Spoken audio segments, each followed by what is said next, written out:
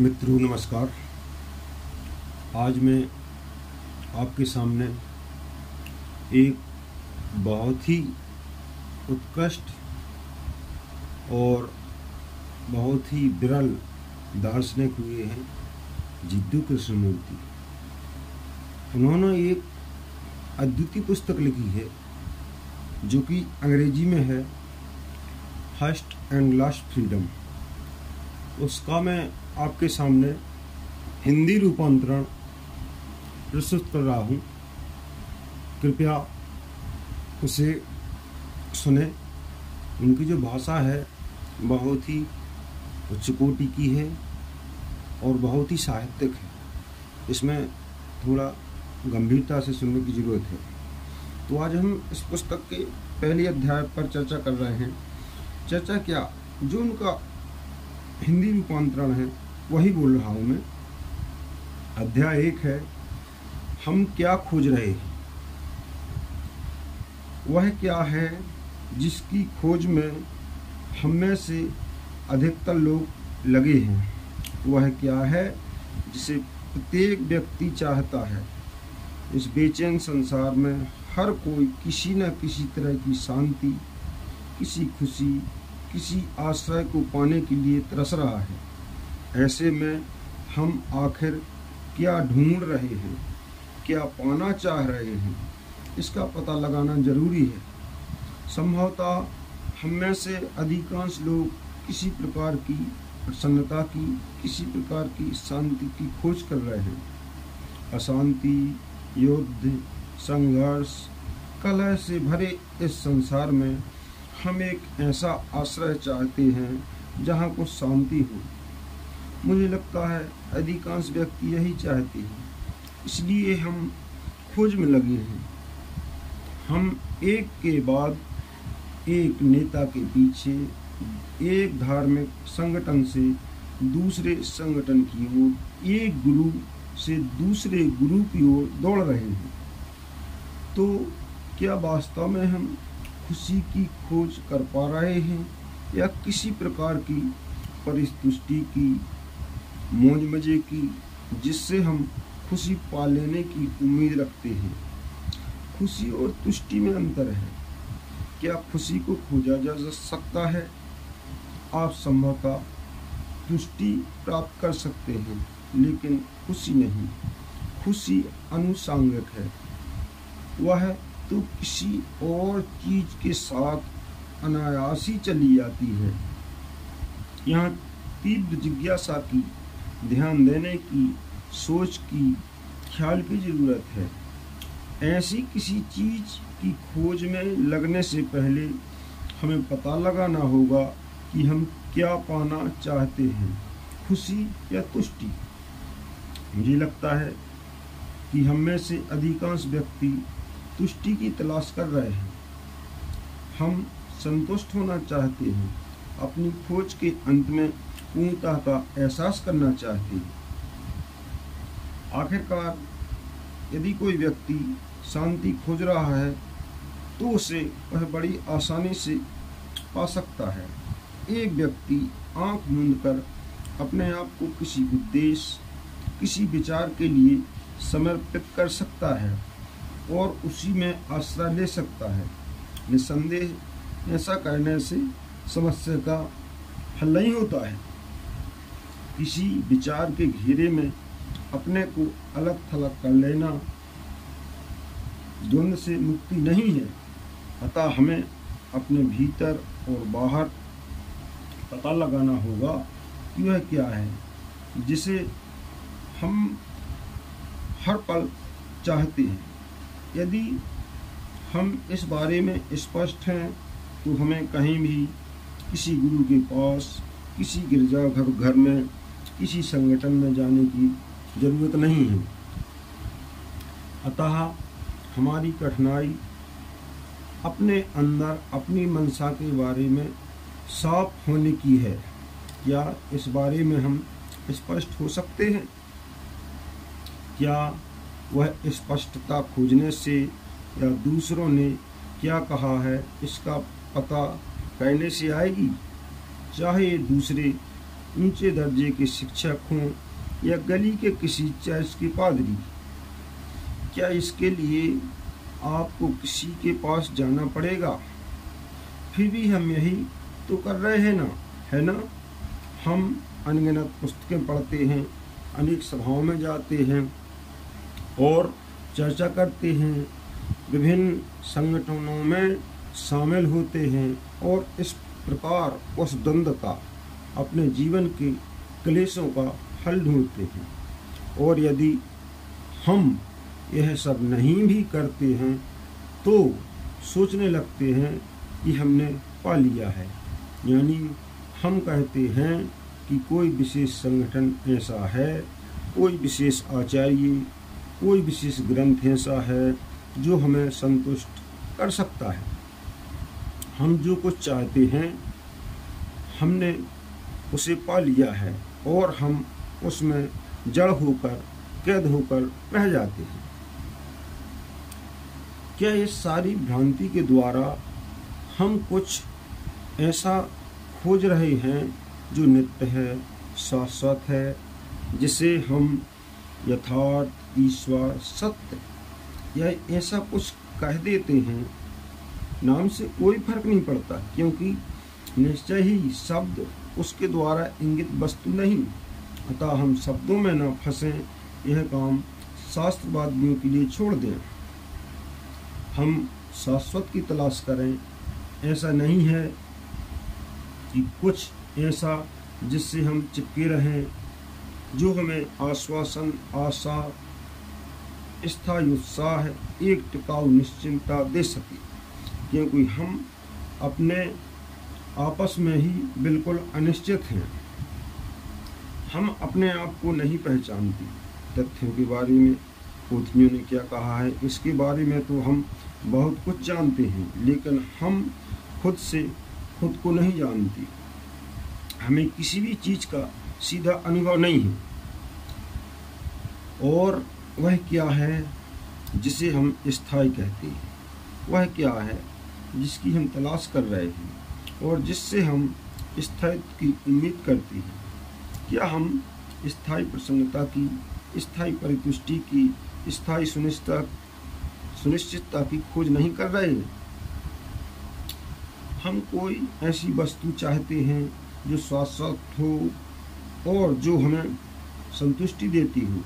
यदि हम अपने को सभी शब्दों और शब्दावलियों से मुक्त कर लें और वास्तव में इसे देखें, तो यही है जो हम चाहते हैं। हम स्थायी सुख, स्थायी परितुष्टि चाहते हैं और उसी को हम सत्य, ईश्वर समझते हैं या कोई नाम दे देते हैं। अच्छी बात है, हम मजा चाहते हैं। शायद कहने का यह कुछ असंस्कृत ढंग है, लेकिन वास्तव में हम यही चाहते हैं। सुख भोग देने वाला ज्ञान और अनुभव, कल पर भी लुप्त न हो जाए ऐसी तुष्टि। और हमने तुष्टि के कई तरीकों को आजमाया है, पर वे सब बेअसर हो गए हैं। इसलिए हम अब यथार्थ में ईश्वर की स्थायी तुष्टि पाना चाहते हैं। निस्संदेह यही है जिसे हम खोज रहे हैं। चतुर और मूढ़, सिद्धांतवादी और तत्ववादी जो किसी न किसी हेतु संघर्षरत है, क्या स्थायी तुष्टि संभव है? क्या कुछ ऐसा है जो हमेशा बना रहेगा? यदि आप ईश्वर या सत्य या किसी नाम से तुष्टि की खोज कर रहे हैं, नाम चाहे कुछ भी हो, तो आपको पता होना चाहिए कि वह चीज़ असल में क्या है जिसे आप पाना चाहते हैं।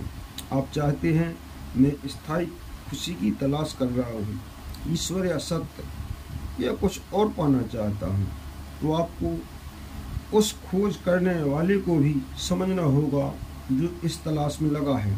क्योंकि संभव है स्थायी सुरक्षा, स्थायी खुशी नाम की कोई चीज़ ना हो सकता है सत्य पूर्णता भिन्न हो। और मुझे लगता है कि आप जो देखते हैं, सोचते हैं, प्रतिपादित करते हैं, सत्य उन सबसे पूर्णता भिन्न है।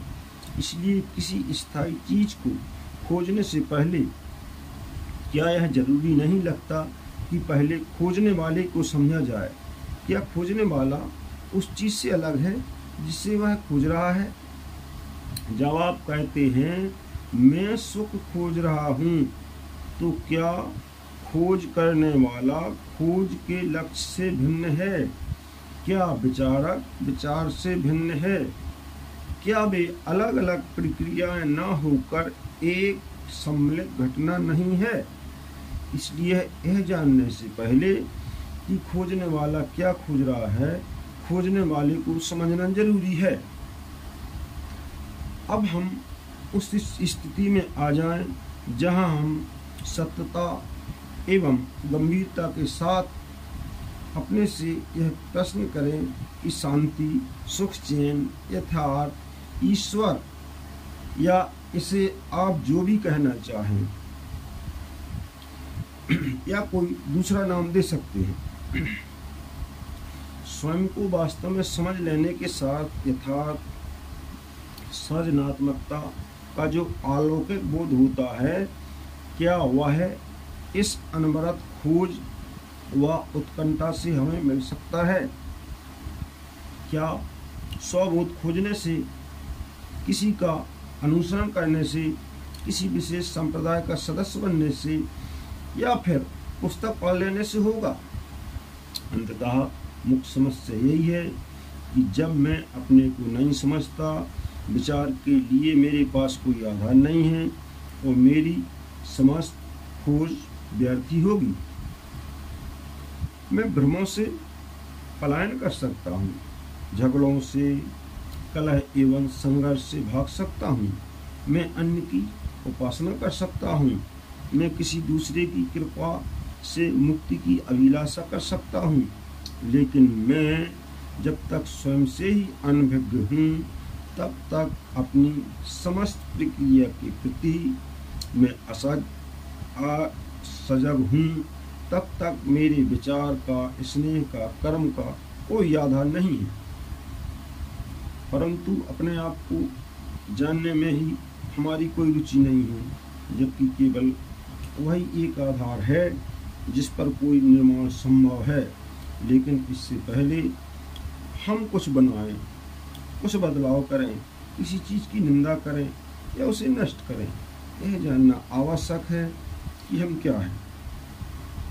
खोजने के लिए निकलना, आचार्यों गुरुओं को बदलते रहना, योग और प्राणायाम का अभ्यास करना, कर्म कांडों में लगे रहना, महात्माओं के पीछे चलना और इसी प्रकार की अन्य बातें एकदम व्यर्थ हैं, है ना? इनका कोई अर्थ नहीं है, चाहे वे किसी व्यक्ति जिनके पीछे हम चलते हैं कहते हों। स्वयं का अध्ययन करो, क्योंकि जो हम हैं वही संसार है। यदि हम क्षुद्र हैं, ईर्ष्यालु हैं, घमंडी हैं, लोभी हैं, तो हम अपने चारों ओर यही निर्मित कर रहे हैं। यही है वह समाज जिसमें हम रहते हैं। मुझे लगता है यथार्थ या ईश्वर की खोज शुरू करने से पहले, इस बारे में कुछ भी करने से पहले, दूसरों के साथ अपना संबंध जो कि समाज है बनाने से पहले हमें शुरुआत स्वयं को समझने से करनी होगी। मैं उसी व्यक्ति को गंभीर समझता हूँ जिसका पहला सरोकार इस बात से है कि उसे किसी विशेष लक्ष्य तक पहुँचने के लिए परेशान क्या है। क्योंकि यदि आप और मैं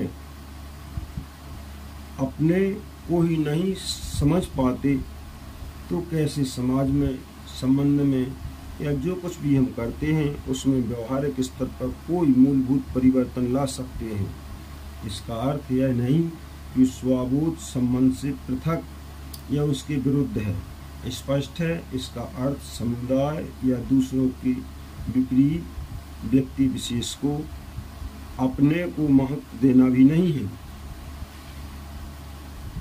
अतः बिना स्वयं को जाने, बिना अपनी सोच के तौर तरीकों को समझें, बिना अपनी संस्कारबद्धता की पृष्ठभूमि को समझें, बिना इसे जाना कि कला, धर्म, संस्कृति, देश, पड़ोसी तथा अपने बारे में आपके तमाम विश्वास क्यों हैं?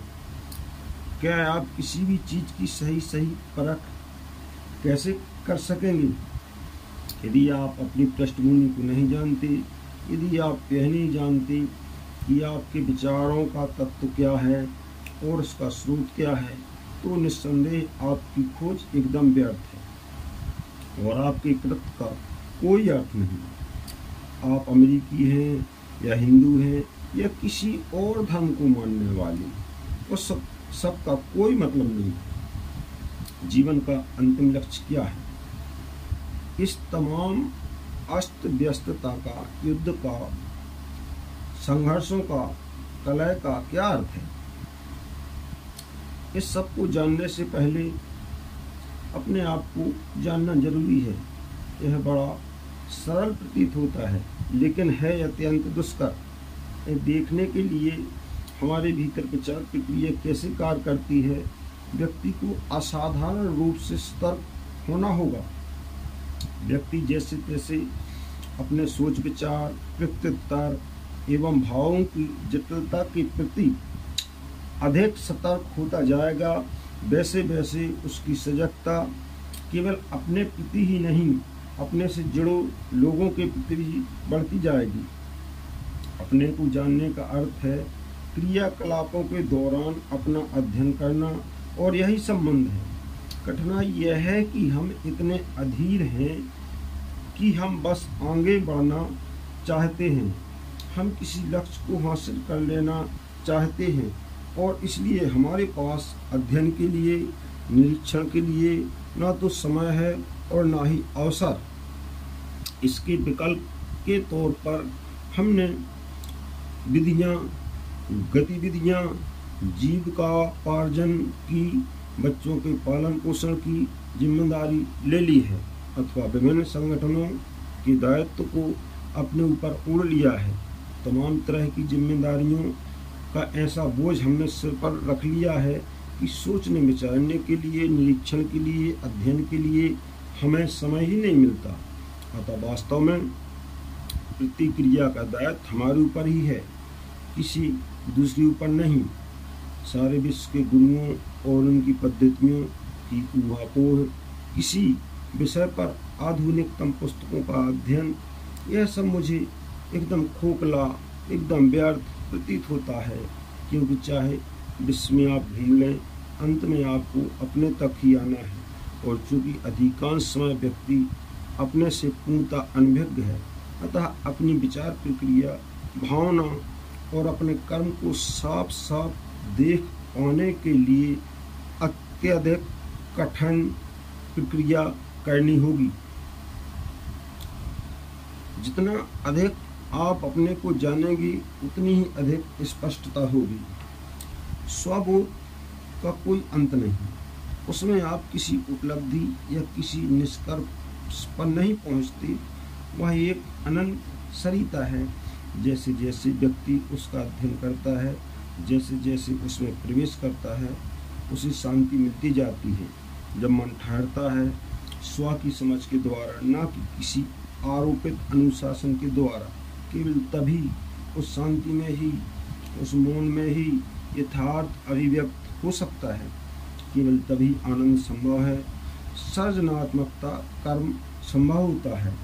और मुझे ऐसा मालूम होता है कि बिना इस बोध के, बिना इस अनुभव के पुस्तकों को पढ़ना, वार्ताओं में शामिल होना, प्रचार करना बहुत ही बचकाना है, उसका कोई मतलब नहीं। दूसरी ओर यदि कोई व्यक्ति अपने आप को समझकर सृजनात्मकता, आनंद का या किसी ऐसी अनुभूति का एहसास कर लेता है जो मन की उपज नहीं है, तब शायद उसके नज़दीक रिश्तों में और साथ ही साथ उस संसार में जिसमें हम रहते हैं रूपांतरण फलित होगा। मित्रों, मैंने आज जिद्दी कृष्णमूर्ति की जो पुस्तक है उसके बारे में बताया था, उसका प्रथम अध्याय का वाचन किया है। मैं इसकी श्रृंखला को आगे ले जाऊंगा और प्रत्येक पुस्तक के हिंदी रूपांतरण को आपके सामने प्रस्तुत करूँगा। इसमें अगर कोई कमी हो या आप कोई बात नहीं समझ पा रहे हो तो कमेंट में मुझे बता सकते हैं। नमस्कार।